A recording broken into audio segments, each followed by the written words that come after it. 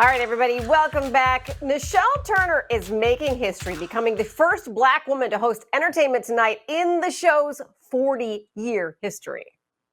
This is Black Girl Magic, literally, Nischelle. It has definitely been a moment, and it's definitely been one that I've been trying to stay rooted in and really realize what's happening and internalize all of it. But it is a bit head spinning. It definitely is. And first of all, while we're doing this, can we just get all the pretenses out of the way? Full disclosure, I've known Amy Rutledge half my darn life. Well, so I was going to get to that next. I was going to say we were in our early 20s, mid-20s when we worked together. It was my first job. I took that job in Evansville 3 days before graduation and moved a week after I graduated from college. So we were broke at the time, but we didn't know it. And I think about those days in Evansville and how much fun we had. And I loved Evansville, Indiana so much because it was a lot like my hometown, but it's not known to be the mecca of everything, but we made the best of it. We had so much fun, had lots of parties. We all hung together because we were all, young. Yeah. And we just, we were all starting out in the business. So none of us knew our head from a hole in the ground. Right. And so, we were just all kind of figuring it all out together. And those are the best times. And I was reading one of the many articles you've been published in as of late and talked about not seeing yourself on TV as a kid and wanting to be there. So you go from this girl in Missouri to there now. How does it all feel?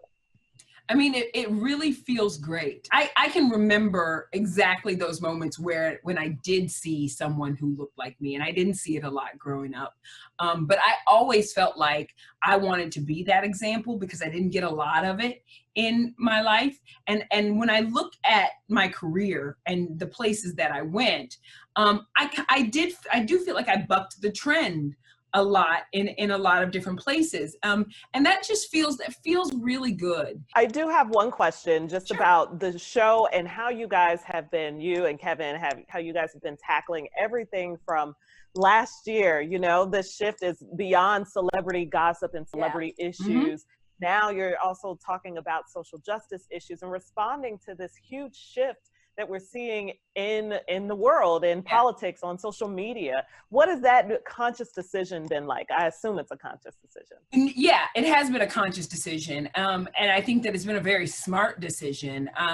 So many times people think entertainment is the toy department, and a lot of times we are. But we also know how, again, what the images you see on television and what you consume really does affect you.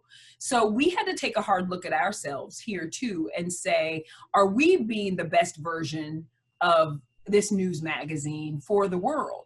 And so when everything really kind of came to a head this summer, we really said, you know what, we have to be a show for the people and by the people and speak to the issues that people are talking about now. Hollywood got deep at that moment. And so we had to get deep. I know you said in an article, that you asked yourself this question, is America ready for two Black hosts?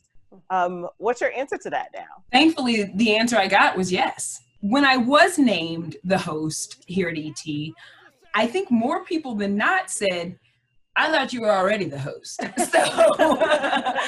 it wasn't like this huge surprise to a lot of people. And so that told me that America's been ready for it. Can we just talk for a hot second about the giant bouquet of flowers that you got from Oprah? I mean, they're still over here. I can show you how the sausage is made if you don't mind. It'll be please. But they're still over here, and they're over a week in, and they still look good. That's because they're Oprah flowers. Because they're Oprah, the magical Oprah flowers. I sent a picture of that to Amy because I was like, can you imagine receiving something like that from Oprah? What did you think when you opened up the card and saw who it was from? Well, okay, so I saw the flowers before I opened the card. Okay. And immediately when I saw the flowers, I knew there could only be one person that had sent those flowers, right? And I just busted out crying. Yes.